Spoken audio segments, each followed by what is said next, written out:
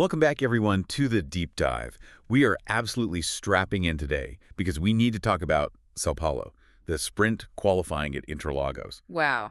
Wow, just fireworks. If you watch those times tumbling, you know it was unpredictable, thrilling, and honestly pretty painful for some really big names. Oh, absolutely. So our mission today, we're going beyond just the final timesheet. We're digging into the strategy, the technical side, and some, frankly, operational messes that have set this sprint grid.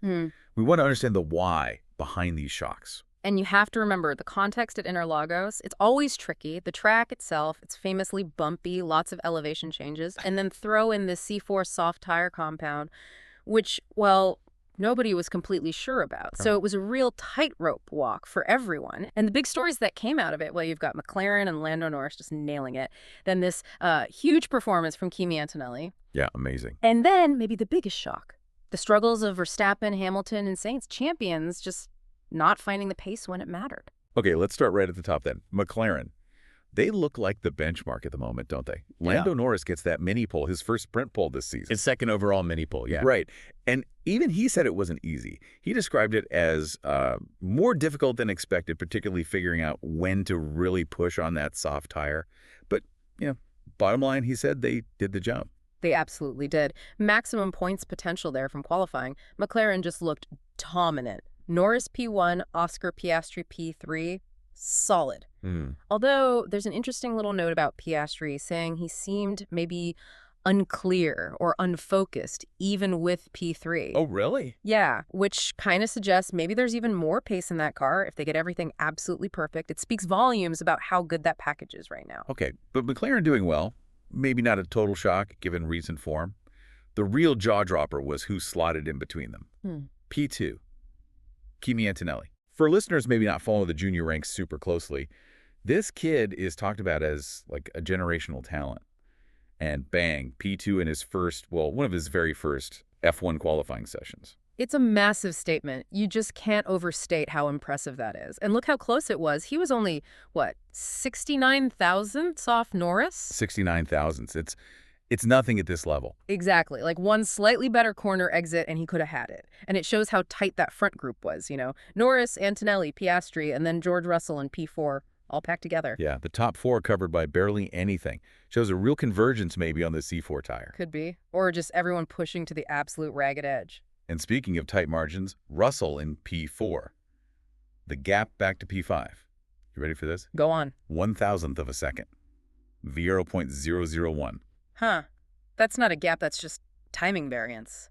Incredible. Isn't it just basically a photo finish on a flying lap? And that brings us perfectly to the guy who lost that photo finish by that single thousandth, Fernando Alonso, P5. Described as excelso, sublime.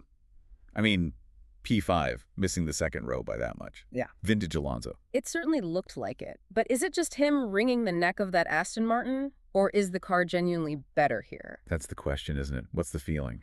Well, the data suggests maybe a bit of both. Aston Martin definitely found something. Look at Alonso's SQ2 time, a 1.09.330. He improved like 7/10 from SQ1. Wow, that's a huge jump. Massive. Shows they nailed the track evolution, the tire prep, something. And Lance Stroll put in a strong P7 too, which suggests the car itself isn't terrible around here, despite the bumps and everything. Okay, so maybe some positive signs for Aston Martin. Yeah, but, Alonso, he always seems to find that extra bit, doesn't he? He elevates it. He certainly does. And just a quick moment here, if you are watching this deep dive on YouTube, welcome to DRS Zone. Great to have you with us. Don't forget to hit subscribe for loads more F1 analysis like this. Absolutely. Okay, back to the grid. Rounding out that top 10, it was still super tight.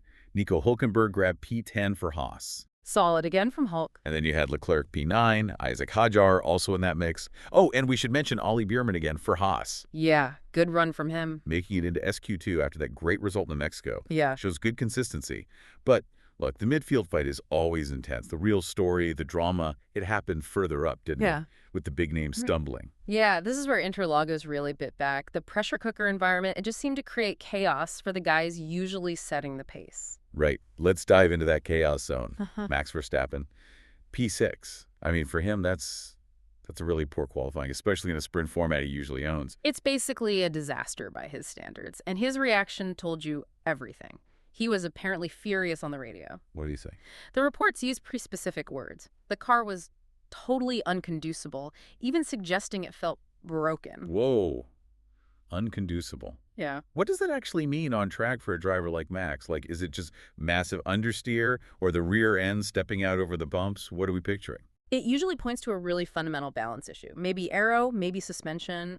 Likely, given Interlagos, horrible rear instability, especially over those bikes, made worse by the peaky soft tire. So the car just isn't doing what he expects it to do. Exactly. It's unpredictable. And for a driver like Max, who operates right on the limit, losing that predictability is just game over. For qualifying pace, he has to back off. And P6 means he's got work to do. He's starting behind both McLarens, both Mercedes, well, one Merc now with KIMI there.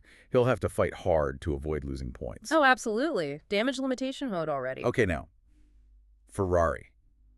Because this wasn't just about lacking pace, this felt like a total operational meltdown, right? Right. Especially with how the track was evolving. A double disaster. Yeah, it really was. Let's start with Carlos Sainz. P20. Dead last. How? SQ1 just went wrong from the start, locked up badly on his first run. That compromises the tires straight away. On the softs, that's killer. It is. And the track improvement was just enormous, session by session, even minute by minute. So when he failed to improve on his second run, that was it. Couldn't get a decent time down, P20. A real failure of execution under massive time pressure. And that timing pressure, it snagged Leclerc too, didn't it? Even though he got through eventually. It did. He spun, didn't he? Coming out of turn 10 in SQ2, caused a yellow flag. Managed to save it, avoid the wall, which was good. Still ended up P9. But that yellow flag. Yeah, yellow flag had huge consequences because Lewis Hamilton was right behind him on track. What? Hamilton was on his final crucial lap in SQ2.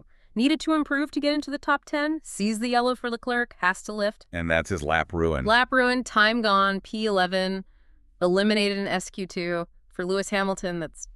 Yeah, the word used was catastrophe. And you can see why. Right. Knocked out partly by circumstance, but also because the margins were just so tight. So connecting the dots here. Verstappen furious in P6, Sainz dead last, Hamilton out in P11. What's the common thread? How much did that C4 soft tire and the crazy track evolution really mess things up? I think they were central to it. That C4 compound here was just super aggressive, heats up incredibly fast, gives amazing peak grip, but that peak window is tiny. If you miss it, you're done. Pretty much. You either haven't got the temperature in or you've cooked them and the degradation is instant, and combine that with this enormous track improvement if your timing was slightly off, or you had any kind of mistake like Sainz's lockup. Just plummet down the order. Instantly, Ferrari clearly got the timing wrong, had the operational errors, and for Verstappen and Hamilton, maybe their car setups just weren't suited to extracting that peak performance from the C4 when it mattered most. They couldn't adapt quickly enough. Right. So what we're left with is this incredibly jumbled, dynamic grid for the sprint. You've got Norris leading, the surprise package Antonelli alongside him, Alonso lurking just that 1,000th behind Russell, ready to pounce from P5. And the champions, Verstappen, Hamilton, needing to charge through from the midfield. It's set up for some serious action. Beautifully set up, but there's always a but in F1, isn't there? Always. And this time, it's the weather. Yes, the forecast. Yeah, the forecast for tomorrow morning is looking interesting. Talk of a lot of rain, maybe a lot of wind too. Okay, so throw that into this already chaotic mix. Exactly. And it makes you wonder, doesn't it? You look at this grid, Norris on pole, young, aggressive, maybe less experienced in managing chaos from the front. You've got Alonso, the ultimate calculating veteran, sitting there in P5. You've got Verstappen, the frustrated champion, needing to make up ground fast from P6. So the question for you, the listener, is, who does that potential chaos favor? Does the rain help the young gun with maybe less to lose? Or the wily old fox who knows every trick in the wet book? Or does it just unleash the frustrated champion desperate to make amends? What do you think? Who benefits most if the heavens open? That is the perfect thought to leave us with. The script is written for drama, but the weather might just tear that script up completely. What a session. Thanks so much for diving deep with us into these Sao Paulo Sprint qualifying results. Been a pleasure. Remember to subscribe and follow the deep dive wherever you get your podcasts or on YouTube for loads more in-depth F1 analysis. We will catch you next time.